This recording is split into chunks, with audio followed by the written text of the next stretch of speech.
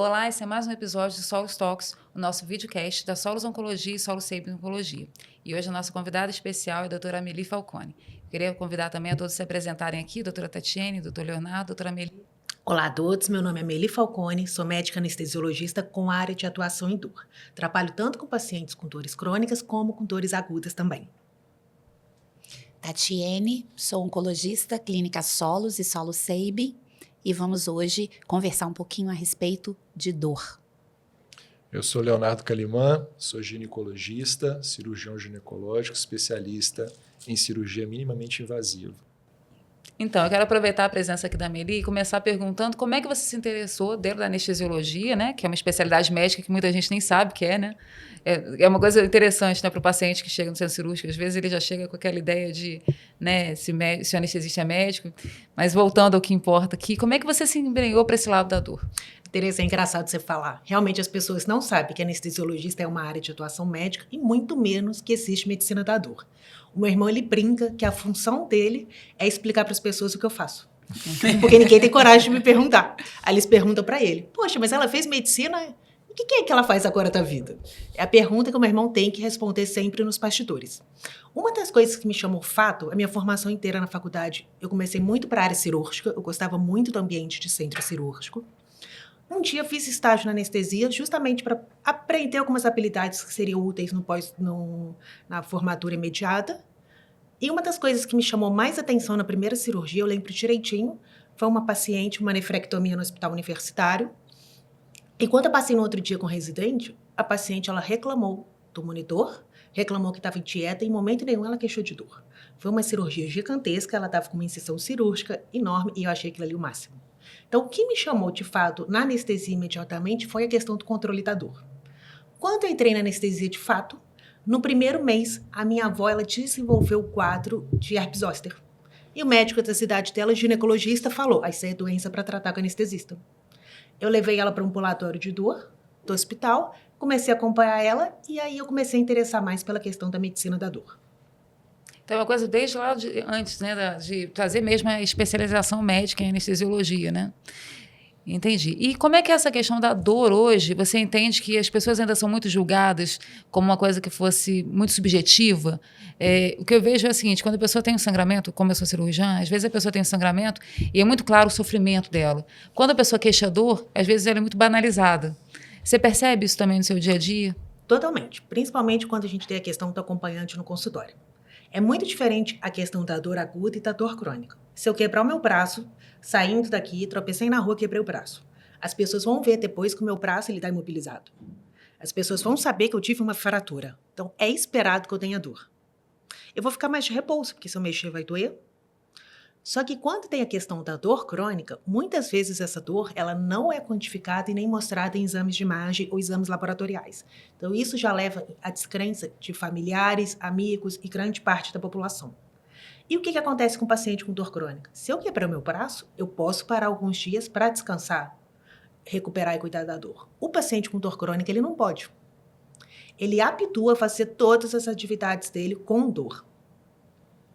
E, consequentemente, aí começam os julgamentos. Mas se tivesse dor, não estava trabalhando.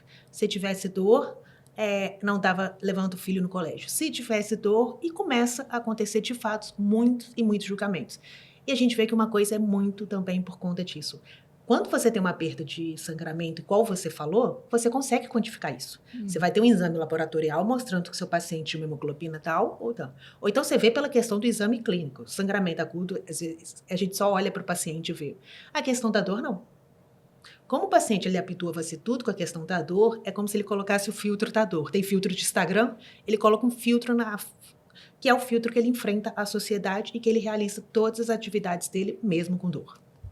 E quando a gente está falando de dor aqui, a gente fala como se fosse uma coisa única, né? E, na verdade, tem vários tipos, né?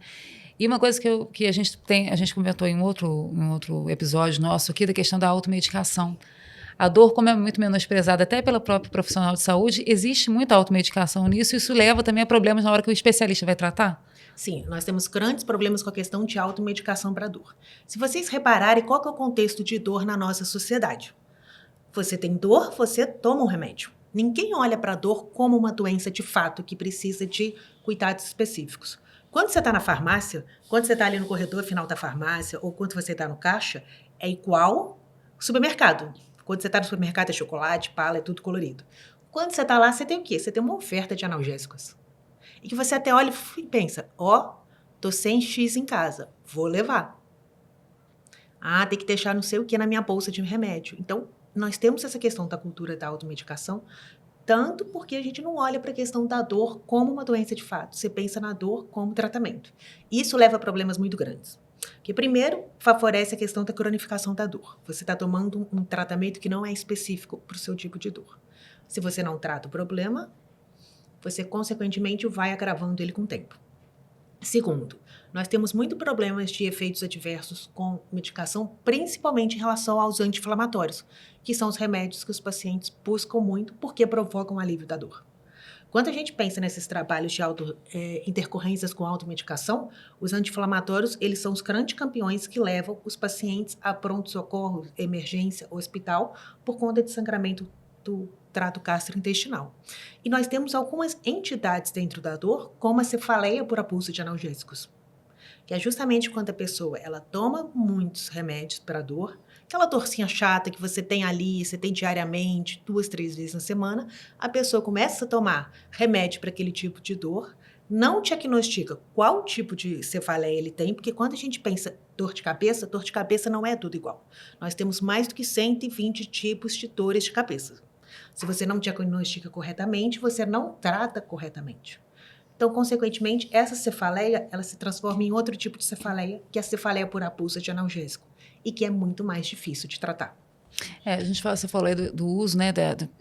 Essa questão da automedicação é uma coisa muito presente, né? Que a gente percebe. E o que você falou, a farmácia, aí na saída da farmácia também já tem chocolate, também já tem até brinquedo, mas tem lá os analgésicos e a gente acaba consumindo muito, né? Existe uma tentativa de regulação disso? Você conhece se existe uma tentativa disso? Em relação a analgésicos simples, não. Mas o meu coração iria dormir em paz se tivesse em relação aos anti-inflamatórios. Igual tem com antibiótico. Eu acho que anti-inflamatório deveria ser receita controlada. O antibiótico foi um ganho, né? Porque, na verdade, antigamente não era, né? Chegava na farmácia e comprava o que você queria. Nos últimos anos é que veio essa regulamentação e que, de certa forma, eu acho que melhorou muito, né? A pessoa usar o que foi prescrito com a evolução, né? Com a dose correta, para o tipo correto. Tem o uso muito abusivo de anti-inflamatórios, né? Talvez por uma visão equivocada de que ele seja inofensivo. E não é inofensivo.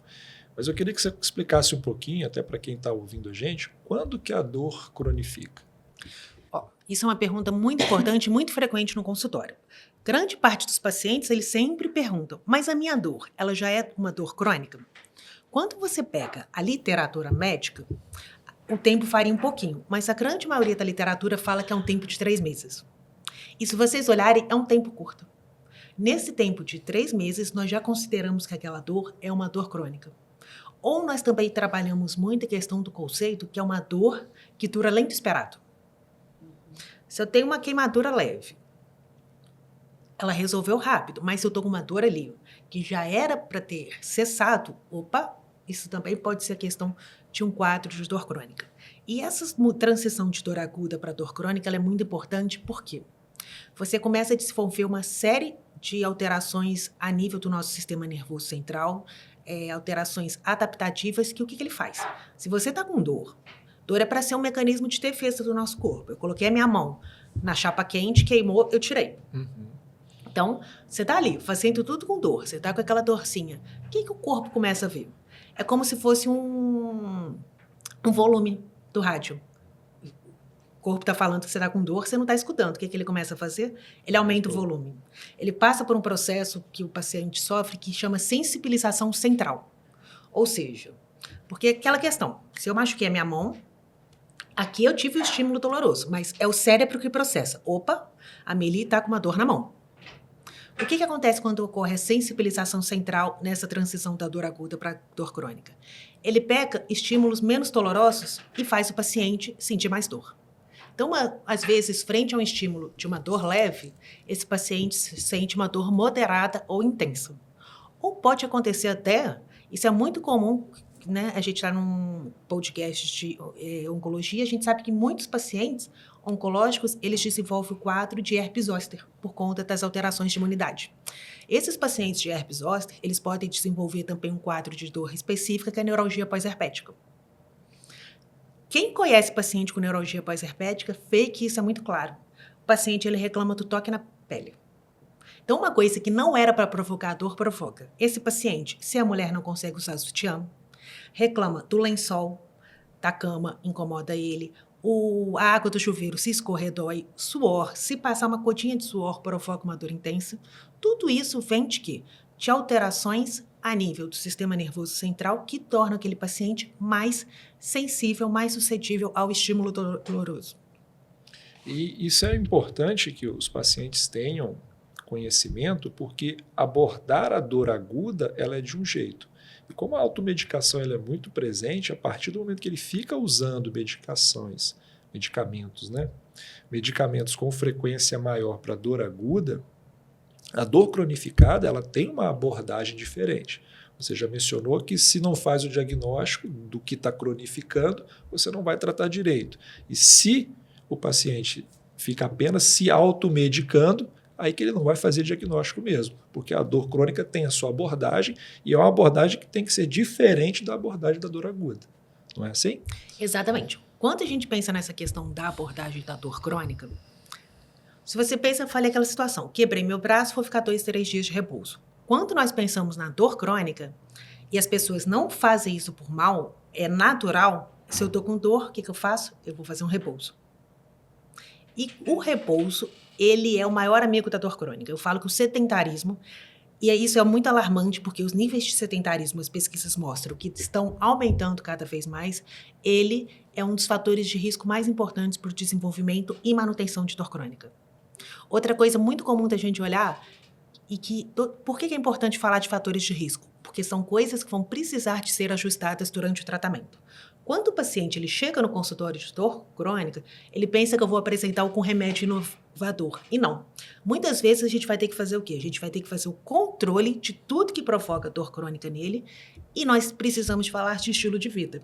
Sedentarismo, distúrbios de sono. Distúrbios de sono é um fator de risco muito importante também para o desenvolvimento e manutenção de dor crônica. Alguns trabalhos mostram a questão de vertentes como alimentação, estão sendo um potencial fator de geração para manutenção e desenvolvimento de dor crônica. Cigarro, eu nem preciso de falar, a questão do tabagismo, e isso é outra coisa preocupante, além do sedentarismo, porque nós temos um grande nível de usuários de vape. E nós vamos ainda encarar muitas consequências desse novo hábito de vida nos próximos anos. Isso é interessante. O que o vape tem a ver com isso? Agora, que a gente abordou isso em alguns outros episódios, mas a gente não falou especificamente desse tipo de malefício. Ele também tem relação com dor, então? Então, alguns trabalhos mostrando que podem ter, sim. Tanto em relação à questão que esses pacientes apresentam um perfil a nível de sintomas de ansiedade e depressão que podem favorecer o desenvolvimento de dores crônicas, e também tem a questão que o vape apresenta todos os malefícios do cigarro de maneira exacerbada. Então, isso provavelmente vai surgir pesquisas mostrando a questão da mesma relação ou até pior do cigarro. Quando a gente pensa no cigarro, tem trabalhos que mostram claramente a relação entre tabagismo e alterações de coluna. O tabagismo, ele acelera a degeneração da nossa coluna. Outra coisa, por exemplo, está envolvido no agravamento de dores relacionadas a neuropatias. Isso sem falar que é um dos principais fatores de risco para o desenvolvimento de câncer, sim, que por si só vem associado com quadros de dores crônicas e agudas específicas. Amelie, vamos aproveitar aqui então essa nuance, vamos falar um pouquinho de dor no paciente oncológico. É algo muito comum, seja a dor causada pelo tratamento, seja o tratamento cirúrgico, seja por tratamento quimioterápico ou radioterápico, e a dor da doença de base. E é muito subestimado também, né, pela família e às vezes pelo próprio colega que está conduzindo o caso. Como que a gente colocaria aí o profissional, o clínico da dor, nesse contexto de interdisciplinaridade para nos ajudar a conduzir esses pacientes? Quando eu falo uma coisa assim, que é muito clara quando a gente fala da questão do câncer. O câncer ele é um tabu muito grande na nossa sociedade. Até a aula que eu dei de dor oncológica no congresso do ano passado, eu comecei colocando uma foto do Voldemort do Harry Potter. Porque eu lembro quando eu era criança que Meu pai reclamando que eu não podia falar o nome da doença. Durante muito tempo, as pessoas não falavam o nome da doença, porque a questão do diagnóstico de câncer estava associada ao quê? Sofrimento e morte. Sim. E hoje a gente tem um panorama totalmente diferente. Isso mudou totalmente. O câncer ele se tornou o quê? Uma doença crônica. Então, as pessoas vivem com câncer e vão falecer de uma coisa que às vezes nem tem relação com câncer. E a sociedade não enxerga isso. Então, quando a gente pensa no tratamento oncológico, o diagnóstico de câncer, ele deixou de ser uma sentença e hoje a gente tem uma oferta ilimitada de tratamentos. E, consequentemente, a gente pensa também na questão do sofrimento. A gente tem uma oferta também ilimitada de tratamentos que podem envolver todas as etapas. Porque quando a gente pensa no paciente oncológico, a gente tem a questão, como você falou, nós temos a questão da dor da própria doença. Onde o tumor está localizado, a questão das substâncias que eles liberam ali no meio, tudo isso pode ser um fator gerador de dor. Pode espremer uma estrutura, um nervo, pode distender algum órgão e isso gera dor. Tem tratamento para isso. Outra coisa, a questão da dor pós-operatória. E a dor pós-operatória, às vezes, é que o paciente mais teme, mas eu falo que é o seguinte, é mais fácil de tratar porque a gente sabe que é uma dor que vai acontecer. Então, você já consegue o quê? Você já consegue fazer um manejo pré-operatório, no intraoperatório e no pós-operatório imediato para fazer um controle adequado da dor. Em relação às neuropatias, que muitas vezes são podem ser induzidas por quimioterapia, ou a neuralgia pós-herpética, conforme eu já falei, também são doenças que têm tratamento. E quando a gente pensa na questão, é muito importante o diagnóstico correto do tipo de dor que o paciente tem. Tem uma professora editora Andrea Tresco que ela fala, não, isso vale para qualquer coisa em medicina. Não tem tratamento melhor do que o diagnóstico correto. E a gente tem que lembrar isso que dor não é igual. As dores, elas são diferentes e, consequentemente, elas vão ter tratamentos diferentes. E uma coisa muito importante da gente lembrar é a questão que a dor, ela está em pessoas diferentes. Então, muitas vezes, a gente também vai ter que pegar aquelas peculiaridades de cada um paciente para abordar a dor de maneira mais adequada. Você falou uma coisa, a gente está pensando em tratamento para dor, e é uma coisa que eu vejo muito. Eu sou cirurgiã, então o que eu vejo? Às vezes o paciente chega, não vou fazer hack, não vou fazer peridural, não quero injeção nas costas. O paciente tem muito medo de procedimentos invasivos. E no manejo da dor, eles estão muito presentes, né? Tanto na cirurgia quanto no pós. São 2 pontos que eu quero te perguntar. Essa relação de bloqueios, né? Quando é que você vê isso? E a gente percebe cada vez mais, a gente tendo pacientes com indicação para fazer alguns tipos de bloqueios específicos, e a questão do preconceito. Eu acho que aqui no Brasil a gente tem um preconceito com o uso de morfina. A gente vê isso nos hospitais. Vai deixar prescrito morfina, mas morfina vai viciar, morfina não sei o quê. Então, como é que você vê isso no paciente que está internado ainda, no caso da morfina, e no paciente que está com uma dor ali, que está refratária, e às vezes ele tem uma resistência a fazer algum tipo de procedimento? Quando a gente pensa na questão da anestesia, o paciente ele pode passar por qualquer procedimento cirúrgico. Grande parte do temor dele não é em relação à cirurgia, e sim em relação à anestesia. E você até vê umas coisas de fato. Ele conheceu o cirurgião conversou com ele no consultório, ele sabe a pessoa que vai operar ele sabe da maneira dele, como que é o procedimento cirúrgico. O que ele sabe da anestesia? Ele não sabe que vai operar. Isso é uma coisa muito ruim do ponto de vista do paciente.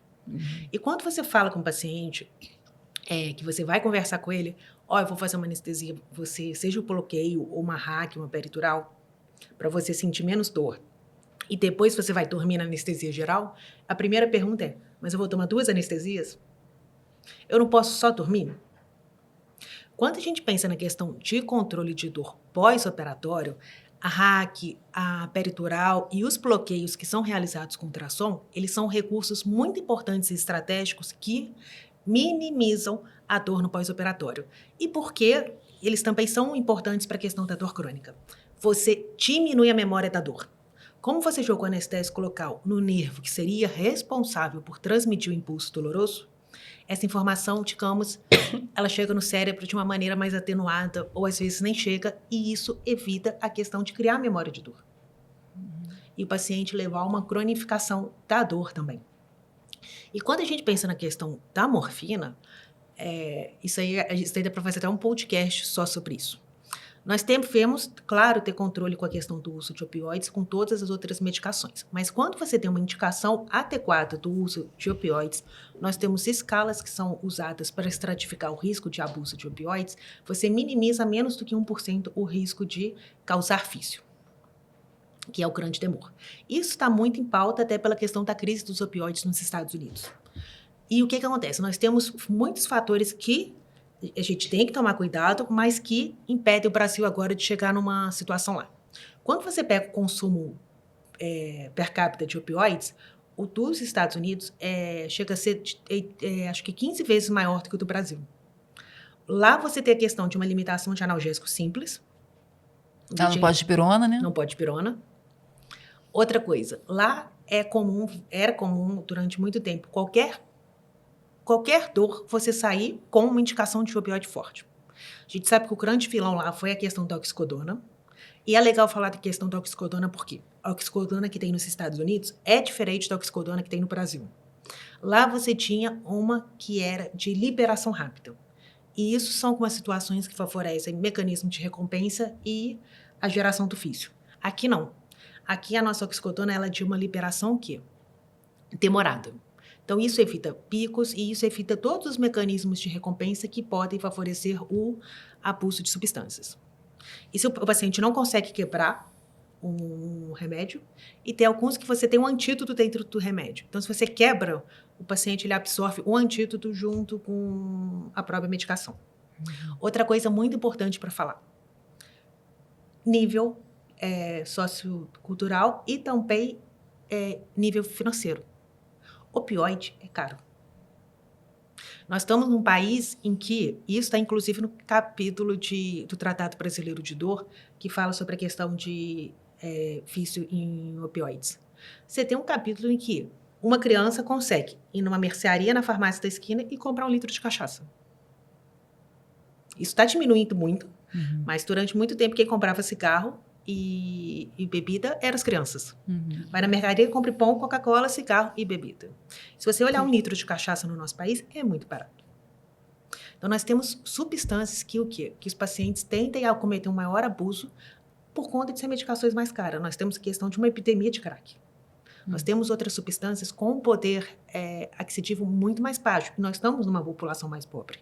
Isso também é uma coisa que impede. Outra coisa que impede é a questão do receituário limitado. A Tatiana, eu sei que tem receita amarela. Sim. Mas a grande maioria dos médicos não tem o receituário amarelo, que é necessário para quê? Que é necessário para a compra da grande maioria dos opioides, entre eles a morfina. Então, a gente já tem um acesso muito dificultado no nosso país. E nós também temos drogas diferentes. E uma coisa que é muito importante falar, até para vocês olharem a questão da importância do contexto do opioide no controle da dor.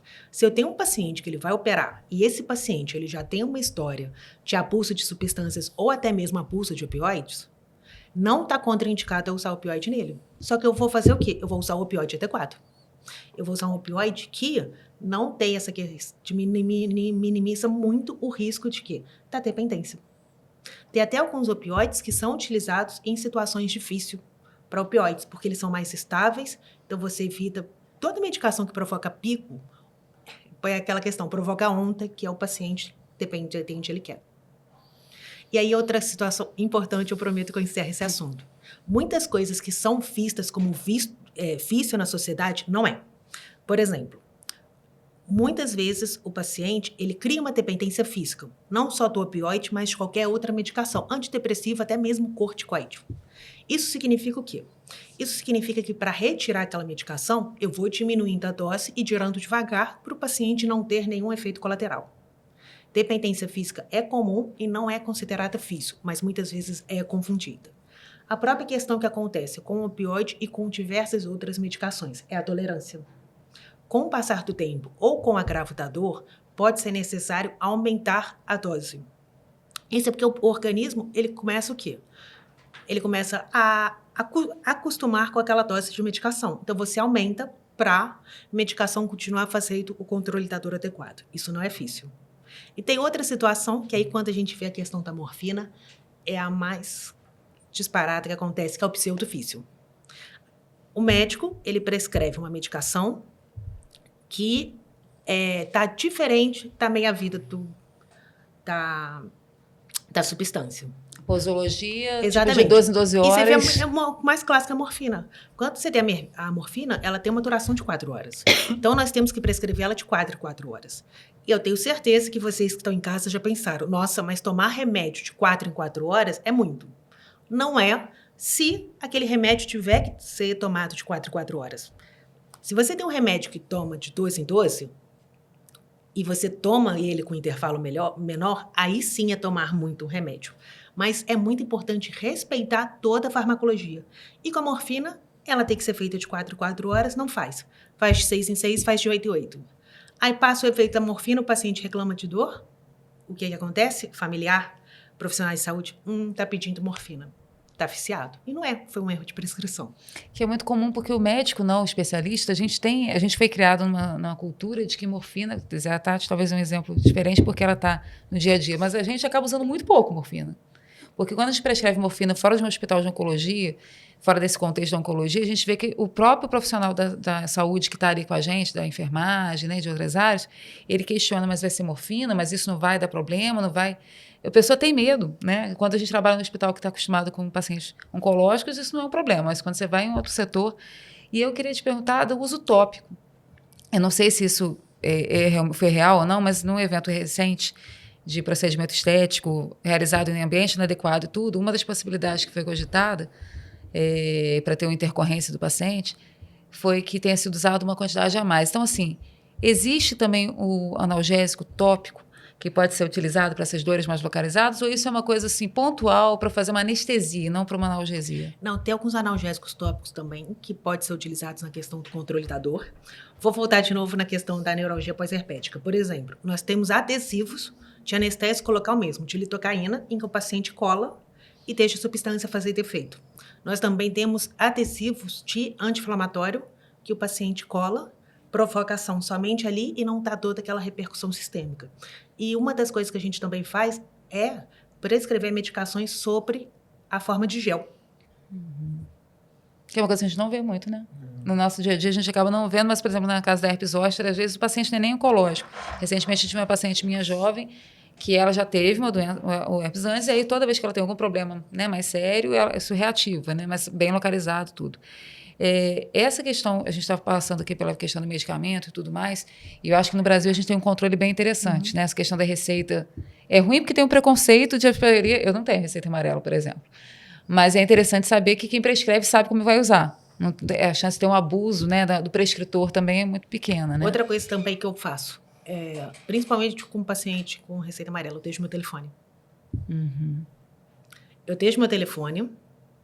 Eu falo para qualquer dúvida entrar em contato. Eu tenho uma frase muito clássica que eu uso no consultório, cara, não tem dúvida boba. Deixa que eu seja o seu Google. Não olha na internet e pergunta direto para mim. Acabou que é uma área que todo mundo faz algum comentário, alguma coisa, mas ninguém quer pegar para si, né? Porque medicina da dor deve ser um dia a dia também de uma consulta que é muito mais demorada, que você tem que pesquisar muito mais coisas.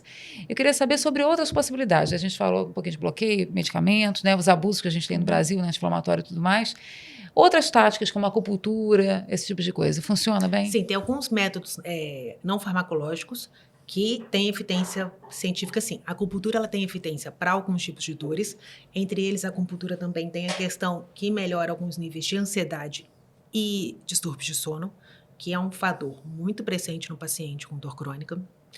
Quando a gente pensa nessa questão de tratamento não farmacológico, a gente tem que lembrar que grande parte dos pacientes, a linha-chave de tratamento envolve terapia de movimento. Seja a questão de reabilitação, seja a questão da própria prática de exercício físico, isso é fundamental para a prevenção e controle de dores crônicas também.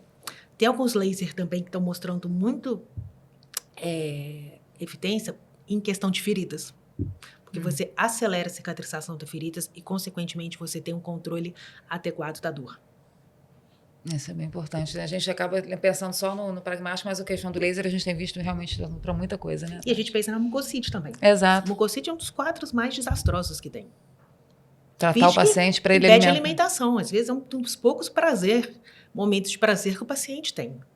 Tati, fala o que é mucosite para o pessoal que deve estar ouvindo. Mucosite é um processo inflamatório aftoso anal, quer dizer, com aftas, com úlceras, que pode acometer a mucosa oral, secundariamente ou radioterapia de cabeça e pescoço, ou a determinados fármacos que a gente utiliza na oncologia.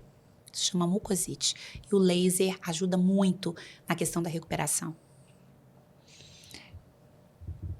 Sabe uma coisa que você falou, que questão de procedimentos que as pessoas às vezes fazem em ambientes inoportunos, com profissionais não qualificados? Uma coisa que está acontecendo e que eu estou começando a ficar preocupada, eu acho que é importante porque serve de um alerta para a população.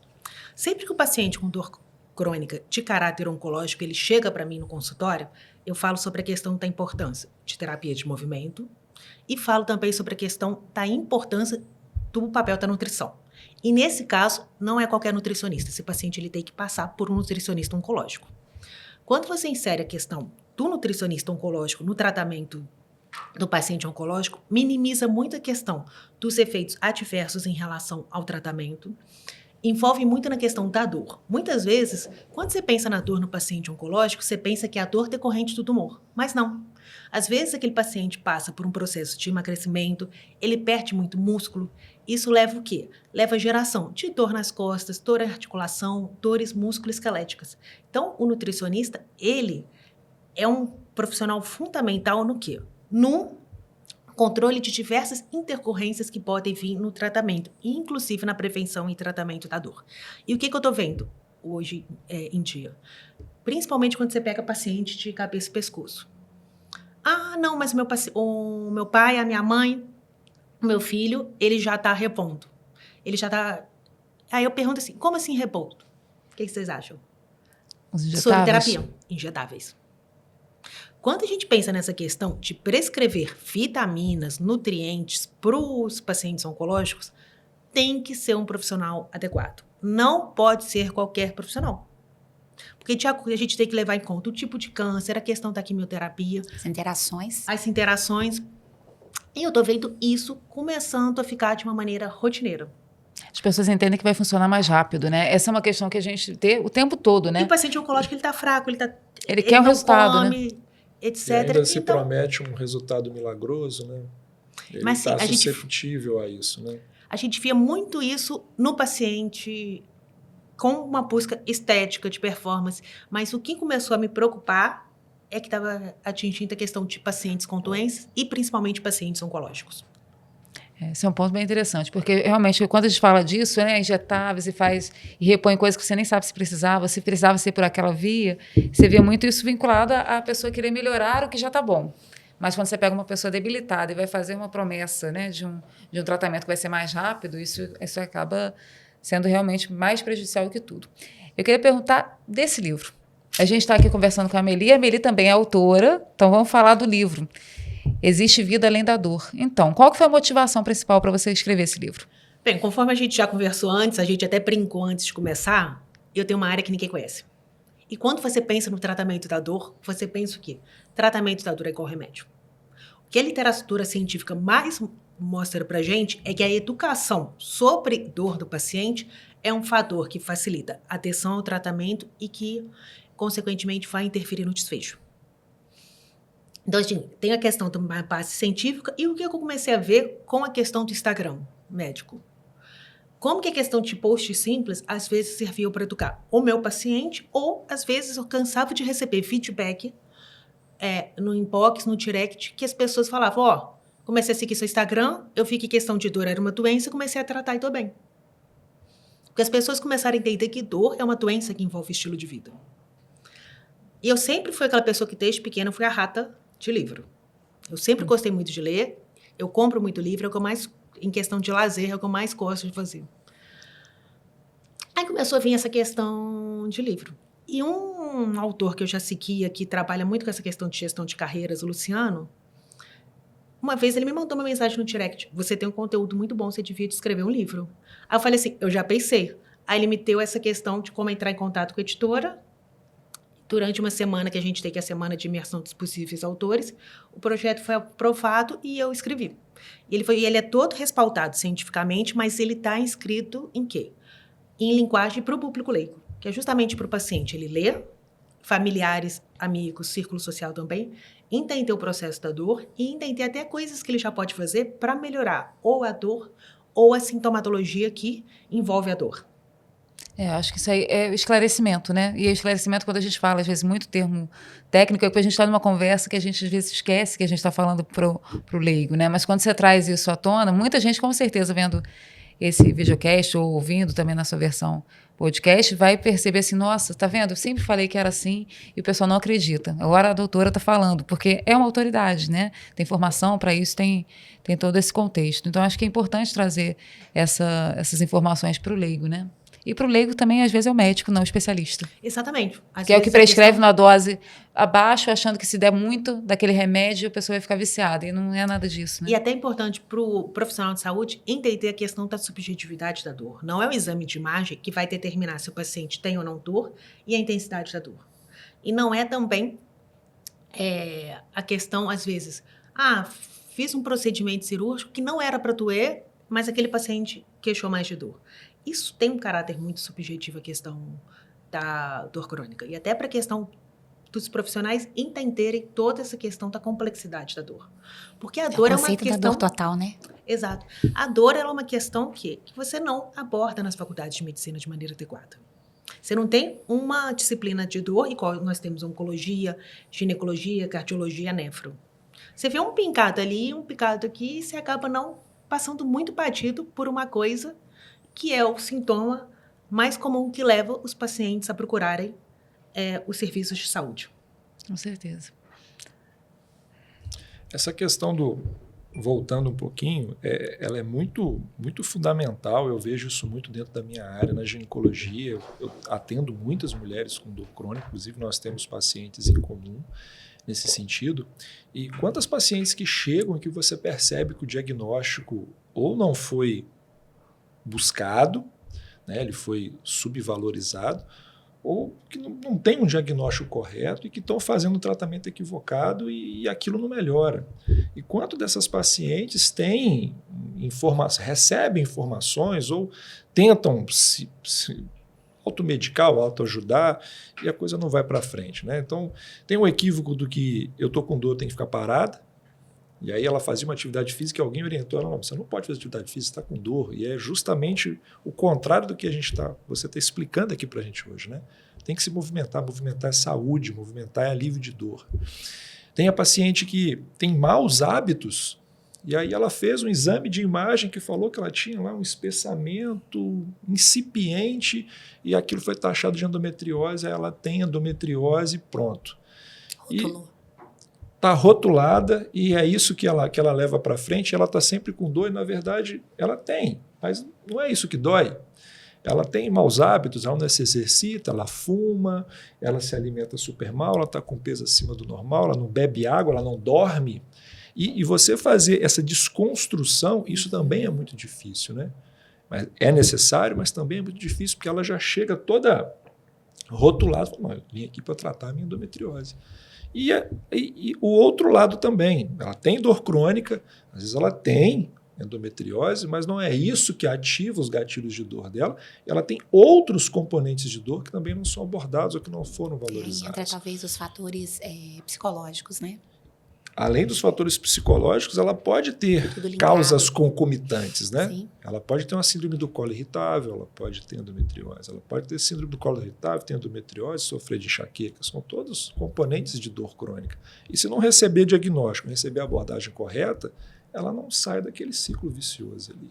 Você levantou alguns pontos muito interessantes, Leonardo, principalmente quando a gente pensa, um dos problemas que leva à dificuldade de tratar a dor é porque nós temos uma normalização da dor na nossa sociedade. Sentir dor é normal, porque ele é paciente idoso, é um paciente oncológico.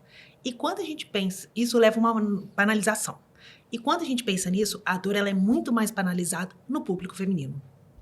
Que aí você olha, por exemplo, vamos lá, uma mulher sente uma dor intensa uma vez por mês, durante todo o mês. Isso é normal, é ciclo menstrual. Não é. Muitas vezes, quantas vezes com diagnóstico de endometriose passa despercebido?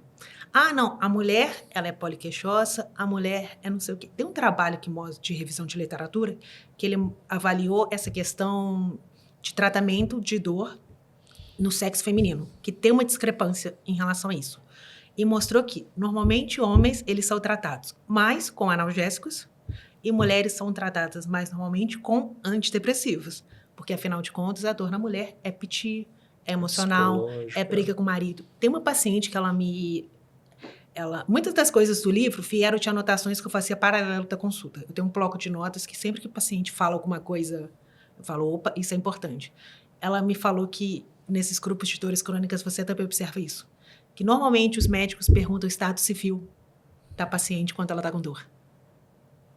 Eu não perguntaria isso para um homem. E não pergunta isso para o homem. Por quê? Porque atribui a questão que a dor na mulher é uma briga do marido, ou é a questão de uma falta de cônjuge. E esse tipo de abordagem ou não é. A válvula de escape dela também, né? Exatamente. Atribui-se erradamente isso, a válvula de escape, ela falar que está com dor.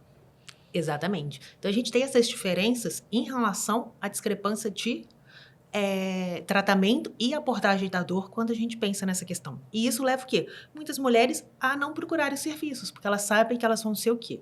Que elas vão ser rotuladas se elas queixarem que elas têm dor crônica. Principalmente quando a gente pega muito a questão das pacientes portadoras de fibromialgia. Então, isso é muito importante. Outra coisa que eu ia perguntar, fibromialgia, você olha e fala assim, gente, é aquele perfil, o paciente tem perfil da fibromialgia, mas existem todos os critérios, né? Existem Técnicos, todos os né? critérios, existem diagnósticos diferenciais que a gente faz antes de falar que uma paciente ela tem ou não tem fibromialgia. Eu acho que fibromialgia incendeia ainda mais a questão da desvalorização. Porque Sim. tem um câncer, ela tem uma doença, tem um tumor, tem endometriose, tem uma lesão orgânica ali. A fibromialgia, isso não é palpável, né?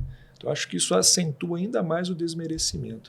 E tem muitas situações de desmerecimento da dor, né? A gente colocou algumas aqui, mas, por exemplo, a dor ela é desmerecida por quem convive com ela, né? Ela é desmerecida culturalmente, focando novamente na mulher. Ela menstruar com dor é uma coisa normal, faz parte da vida da mulher, e é isso aí. E a gente sabe que não é, e não pode ser visto assim. Ela é desmerecida no trabalho. Pô, mas todo mês tem que faltar serviço. Ela é desmerecida na faculdade, na escola. Ela é desmerecida, infelizmente, até por quem presta assistência. No consultório né? médico também, né? Os médicos, né, e outros profissionais acabam desmerecendo. Né? A gente vê a paciente peregrinando até ela chegar em alguém que tem um olhar diferente e que vai oferecer uma abordagem diferente para ela. Isso precisa realmente de serviço diferente. Né? Eu falo que eu senti muito na questão na pele. Eu fiz um quadro de herpes zoster. O que acontece? A herpes zoster é a infecção, conforme a gente já falou, do vírus do herpes zoster e que pega o nervo. Então, vem um tipo de dor que é diferente quando pega o nervo. Eu não tinha nenhuma lesão, nenhuma, mas eu tinha uma dor em queimação, uma dor empontada, parecia que estava esfaqueando minha cabeça, que acompanhava o dermatomo de um nervo específico. Então, assim, para mim não tinha problema. Eu sabia, eu falei, gente, isso só pode ser zoster. Mas eu fiquei pensando nisso, gente, e o paciente? Eu estava com uma dor intensa, que eu queria rasgar meu couro cabeludo, mas não tinha nada, não tinha lesão nenhuma ainda. Eu comecei a tratar antes de aparecer lesão. Tratamento precoce no herpes zoster é importantíssimo, Exato. né? Mas e como que você fica nisso? Como que é a pessoa que ela tem dor, mas você olha, você não tem motivo nenhum para sentir dor. E aí outra coisa que acontece, e isso o público feminino sofre mais ainda, é que muitas vezes a questão da dor está presente em pacientes com componentes de ansiedade e depressão. Aí fala o quê? Ah, mas a dor é emocional. Né? A dor é da cabeça. Primeiro que a gente tem que ver é o seguinte. Dor e emoções compartilham áreas anatômicas do nosso corpo, tanto em transmissão dos impulsos, como também em áreas do cérebro. Então, eu falo que quando um está desajusta o outro. Que é pensar o seguinte, é colocar 2 pessoas adultas para dormir numa cama de solteiro. Não vai dar certo. Ninguém vai dormir bem, um vai atrapalhar o outro. Um não vai dormir e vai cortar o outro. Então, isso é uma coisa que a gente vê lógica do ponto de vista anatômico, fisiológico, e é uma coisa que, se vocês pensarem, vocês acham realmente que alguém que sente dor direto não vai ter nenhuma repercussão na emoção dela? Você acha que essa pessoa não vai ficar triste, não vai ficar deprimida com o passar de tempos de sofrimento? E aí entra outra situação que é muito predominante nesse paciente. Eu falo isso no livro, que eu falo que tem um triângulo que é pior que o triângulo amoroso. Que é quando você tem no mesmo paciente dor crônica, distúrbios de sono e alterações na saúde mental. Porque um interfere no outro. Em compensação, quando você melhora um, você também melhora muito. E você levanta esse ponto. Às vezes, a gente tem que ter uma abordagem psicossocial importante. E encaminhar um paciente para um psicólogo ou para um psiquiatra não significa que a dor dele é emocional e muito menos que essa dor não existe. É porque as nossas emoções, elas têm um papel fundamental, que elas fazem uma atenuação ou uma amplificação da dor. Perfeito. Isso é muito bom para tirar o estigma que tem, né? Quando você manda o paciente para o psicólogo ou para o psiquiatra, eles acham que você está achando que a dor ele dele é doido, Pensa da assim, cabeça, o não doutor tem- está não achando que achou a minha nada. dor é maluquice minha. Não achou não nada. tem E aí nada você está disso. colocando bem essa questão do trabalho conjunto, porque uma coisa vai potencializando a outra. Tá, acho que Uma perguntar pessoa mais feliz, ela ameniza a dor. Uma pessoa triste, ela piora a dor. Né? Exatamente. Ô, Amelie, deixa eu aproveitar para te perguntar, no cenário Brasil, como que está a área de atuação clínica da dor? Uma coisa, muitos de vocês estão vendo que existe uma área de atuação que a gente fala que é a área de medicina da dor. Ela é uma subespecialidade, digamos. Então, essas pessoas, elas têm que ser o quê? Ou anestesistas, ou ortopedista, ou clínico geral, neurologista, neurocirurgião, pediatra, porque a gente tem que lembrar que criança sente dor também e que nem sempre é birra, e fisiatra e acupunturista. Então, esses profissionais, eles podem fazer o quê? Eles podem se especializar e tirar o RQE, que é o Registro de Especialista em Dor. Não significa que outros profissionais não possam especializar em dor, principalmente gente que tem contato direto com a dor. Só por que eu queria falar a questão do RQE? E da gente pensar agora em coisas, aplicabilidades legais de medicina da dor no contexto. Se o seu plano de saúde não oferece um profissional com RQE em dor, você tem direito a procurar um profissional de dor e ser reembolsado por esse tratamento médico. Quando o convênio não tem, ele pode ou te encaminhar para um profissional e reembolsar esse profissional diretamente, ou ele faz o reembolso para você. Então, isso porque muitos pacientes não têm o especialista em dor. E outra coisa muito importante para a gente falar da questão de tratamentos de dor no contexto oncológico, e isso é aquela informação que vocês têm que passar para frente. Se um paciente ele está em tratamento oncológico e ele tem plano de saúde, ele tem direito a receber o tratamento de dor, que é as medicações pelo plano de saúde. Isso está no rol da ANS, entrou mais ou menos, tem 3 anos, e ainda chega muitos pacientes para mim com dor que não estão recebendo a medicação pelo plano de saúde. E não precisa de ser um especialista em dor para fazer o requerimento dessa medicação. Qualquer médico que lida com paciente oncológico e que prescreve uma medicação para controle da dor pode fazer esse requerimento para o plano de saúde. Porque não é todo paciente que vai precisar de passar por um especialista de dor. Isso é importantíssimo, né? Perfeito. Então, eu acho que a gente está aqui falando um assunto que é sempre muito, muito difícil e muito pouco abordado, né? E pelo que foi dito aqui por todos nós, na faculdade é pouco abordado durante a nossa vida prática, por isso que a gente ficou muito feliz em ter a Amelie aqui, que não escreveu um livro à toa, porque realmente fala bem, se comunica bem, além de ter muito conhecimento. Quando a gente se comunica bem, ela tem uma formação muito boa, um conhecimento muito bom, e a gente pode aproveitar bastante as redes sociais que você utiliza, que sempre tem informação de qualidade, e tudo que foi falado aqui, né? Como você disse, tem coisa aqui que é de utilidade pública, né? Essa informação é de utilidade pública. Então, eu queria agradecer muito a presença da Amelie, que faz parte também do nosso grupo, a Tati, e o Tatiene, a doutora Tatiene, o Leonardo, que estarem aqui, e a gente se vê no próximo videocast da Solos Talks.